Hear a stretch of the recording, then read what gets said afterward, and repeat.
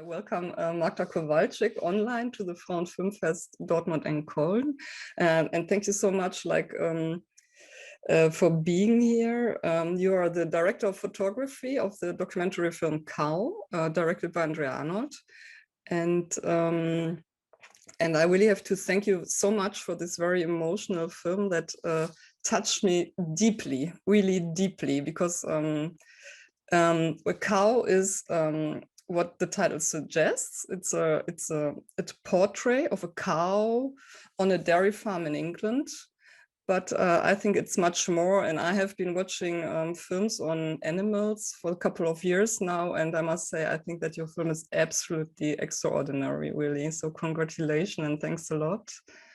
And we will screen your film in the focus called The Connection, film set here.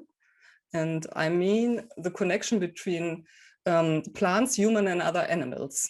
Okay, so I am interested in how we can change this very unhealthy and wrong attitude towards non-humans. And I think that we need to change the way how we look at the animals, you know, and how we actually as filmmakers tell their stories. And you really changed the perspective, you know, and maybe we can find out how you did it, you know. So I would like to ask you, maybe did it make a difference to you as a DOP that you were filming an animal and not a human being? Yes, first of all, thank you so much for watching the film and starting the discussion, because that was one of the goals that Andrea told me when we were starting filming, that she wants to start the discussion and show, reveal a little bit of the truth, what's behind how we people treat animals, but not the cruelty of it.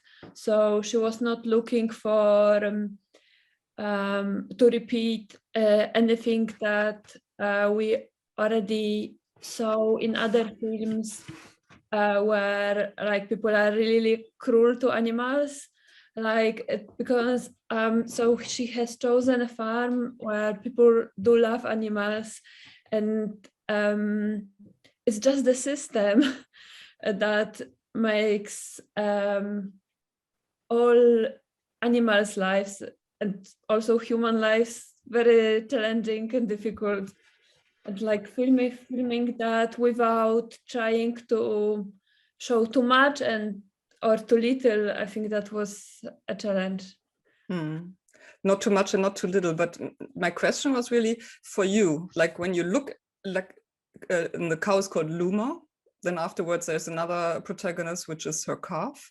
But when you looked at this cow, at this protagonist of yours, you know, was it a difference for you that she is an animal than if she would be a human? It was a little bit different for me. So I was trying to imagine how would I feel if I was at her place, and what would be important for me at the moment. So where would I look? And I was trying to imagine like what she feels at the moment and what's important to her. So if she was looking at the sun, I was trying to imagine how I would appreciate the sun, or stuff like that. When she was like angry or amused, I was trying to imagine how I would feel at the moment and what I would see, and I was trying to capture that. It was a bit different for me to that she was an animal, because with humans, I don't think I will be brave enough to come physically so close to a person, because like when I was filming Luma, I was like standing with the camera that close, and I don't think I would be brave enough to do that with a human being. Yeah, but it seemed, yes, sorry. I don't think that you were also only close, like that close, you know, like physically, but also emotionally. I had the feeling, you know, that I don't know.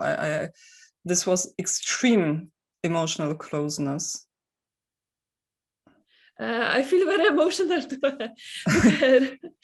It's like cows are like big dogs or like our pets. So we like, I used to have a cat, and then I feel emotional to the cat. And I think like people who have dogs also like can read their emotions at the moment, like they know where they are joyful or when they are scared or something.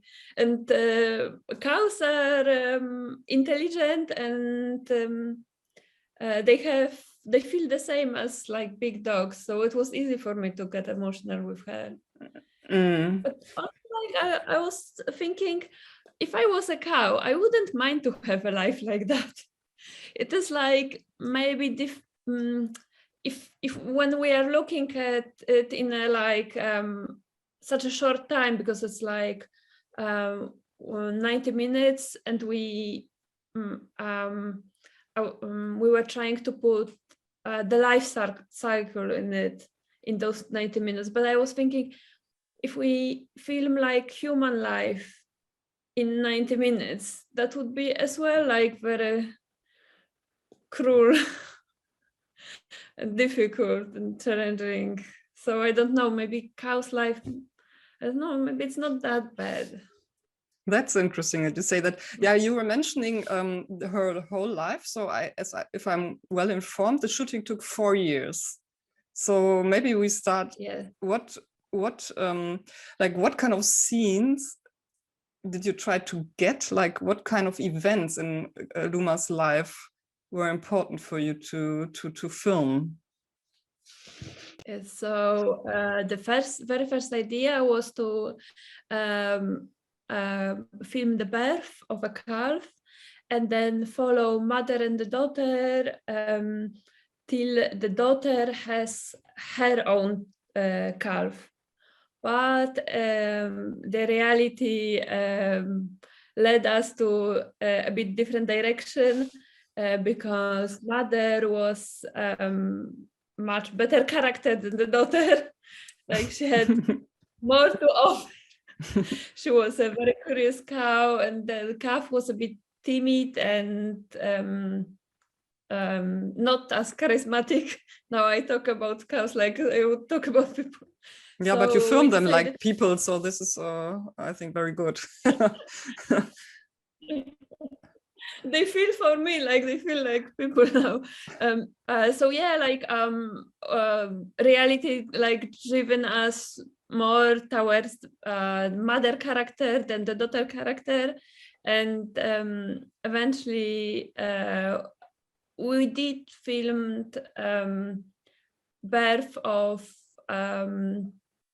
the daughter giving birth to her own first calf, but in the edit, Andrea and the editors decided to go to another ending. Yeah, the process. Yeah, this tragic one. So that it wasn't predictable. Like for us, we didn't know it will happen. Like we know, like cow have their lives that is limited in time, like any other living creature. But yeah, we didn't know it would happen when we were filming. Yeah, I think what I've. Yes, sorry. The moment from being born and till the first calf, till the cow can have her own child is 3 years. So we knew it would be at least 3 years, but it was 4. And which other events, like, so there would be the birth. Now we know the death. We know it. We know she has a calf, but what else? Because if you film for 4 years, you know, that are very short moments. Yes, so milking process and everything around it. That's I was when I started, like I will start again. No, just go on. Okay. So the film changed in the edit, but when my plan was to have to catch seasons, milking process every now and again. So to film milking not once, but like make it as a repetitive chorus of the whole film. And that took like a long time, because not every time when I was coming to the farm, milking was picturesque. Sometimes I had to give up because like cow just went off somewhere and I didn't manage to I wanted to film all the moments where to squeeze all the emotions the cow could possibly have. So joy, sadness, anxiousness, somewhere where she goes when something is new for her, and all of that. Yeah, because I mean, what is so astonishing is also for me and very important that she looks back to us, you know, like she's not only an object, you know, but it seems as if you're really trying to get through the gaze of the camera also into the perspective of Luma, right? Is that so? I mean, talking about framing. That's great you are saying that, because that was very important for me, and that's also what Andrea was telling me to catch. That was important for Andrea to achieve. And how did you do it? I mean, like, what were your strategy actually?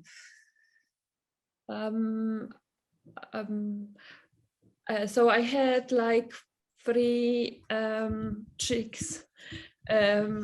So one, I was just following the cow and trying to catch, like from the front, and looking at her eyes and trying to catch like her eye movement or her head movements, and then film the reverse shot. But after the edit, there's not much of those.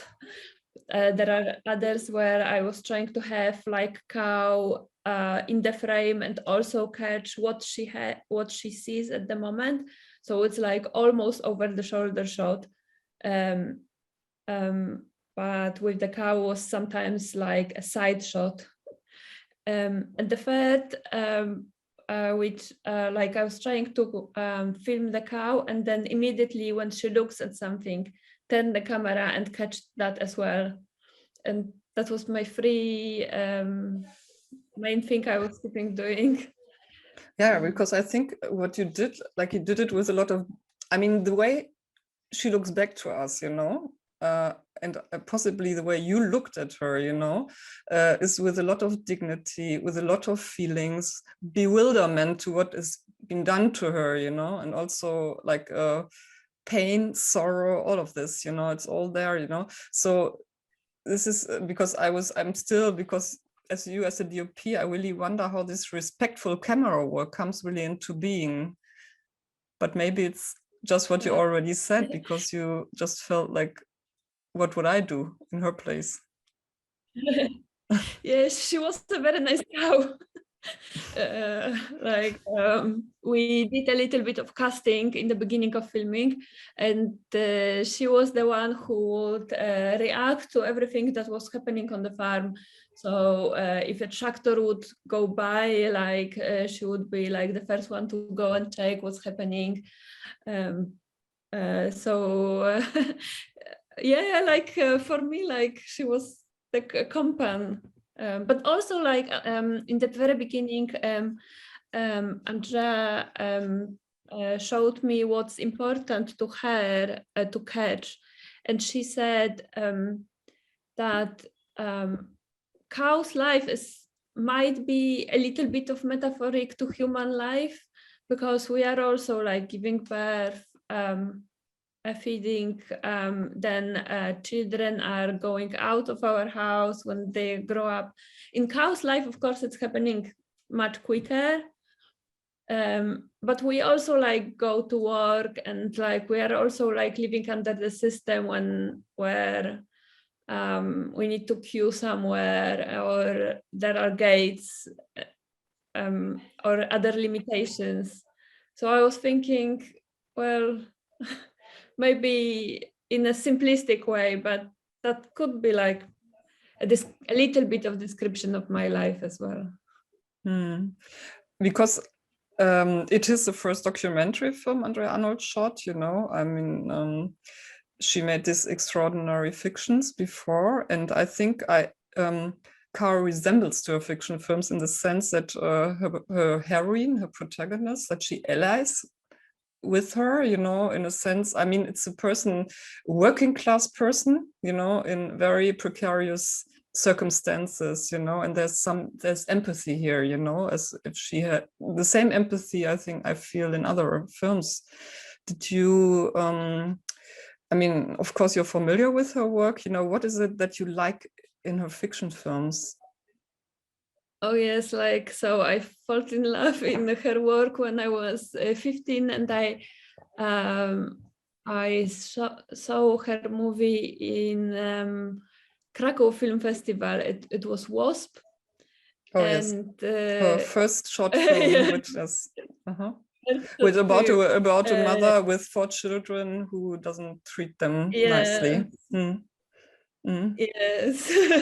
Yes, but I fell in love immediately with the film, and then I was keeping following her work, and yes, this is Andrea's attitude. Like, she likes people and she likes animals, and in Wasp, like, what caught me was like, in the very beginning, like, mother of 4, in a very difficult circumstances, she opens the window to let the bee out, and it is like little thing that describe her character and how much love she has, like, for the bee, and like for everything, for the world and for everything around.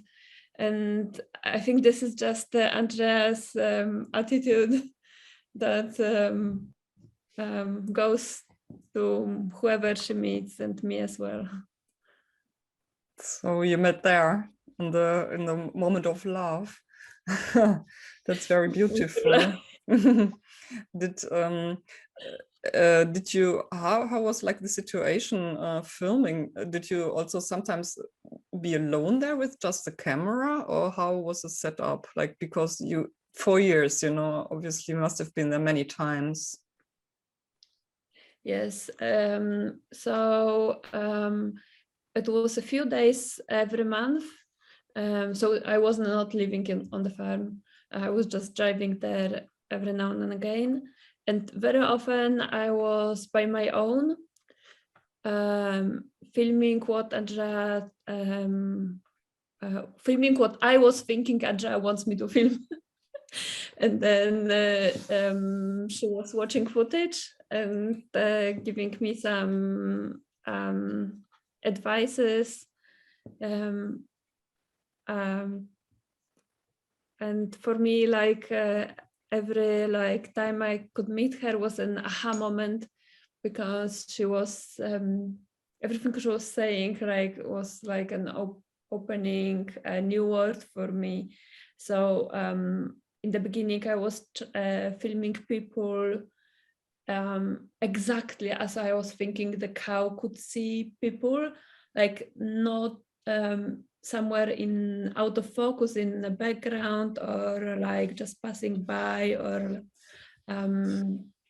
I was not framing them as other people would frame people. I was thinking, oh, maybe cow would frame a person like this from here to the bottom.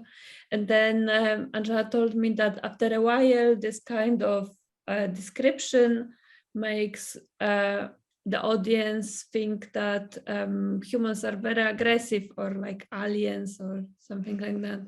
And it's untrue. Like on the farm, it doesn't happening. Like humans are lovely towards animals. So I changed that framing, and then later I was framing humans almost normally. Hmm.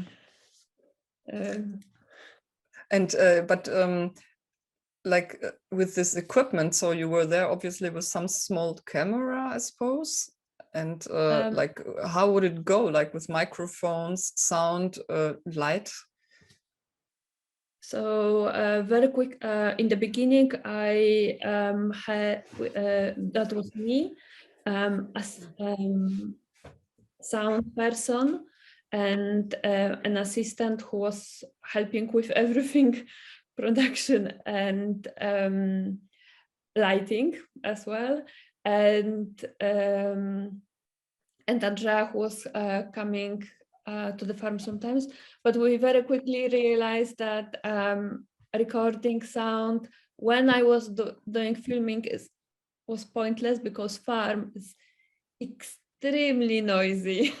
There are lots of machineries and music,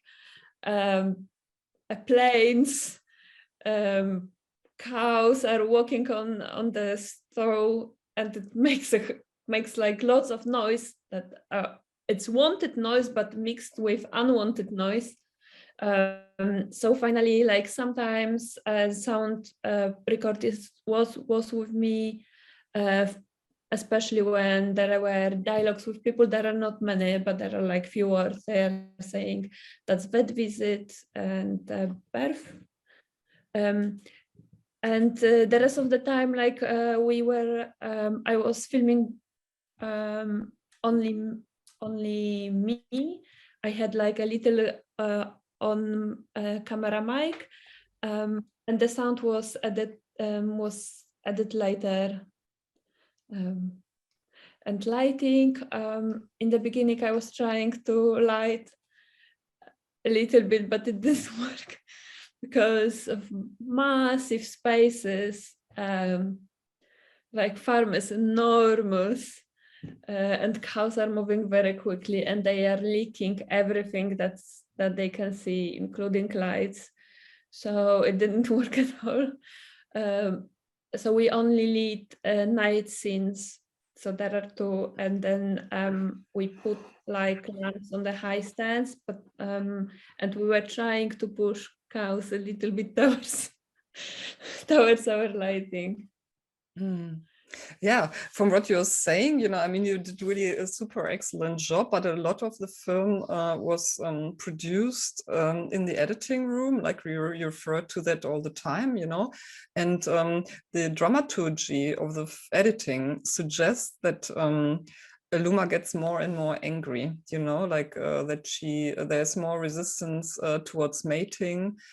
There is more anger and sorrow when another calf is taken away from her. And was that also your impression, or is it something that was emotionally performed in the editing room?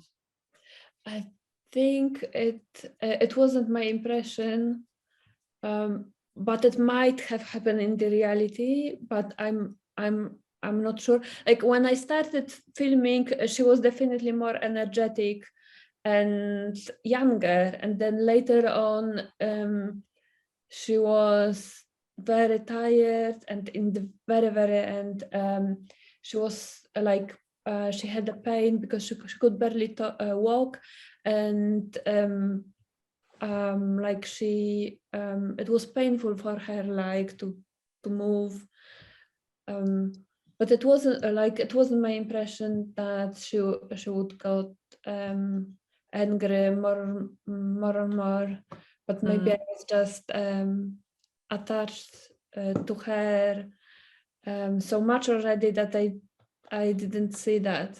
And it might have been existing in the reality though. So I don't know. Do you think it makes sense to screen that film in a program that that is called Films That Heal? Oh yeah. Yes. So I think this it's for me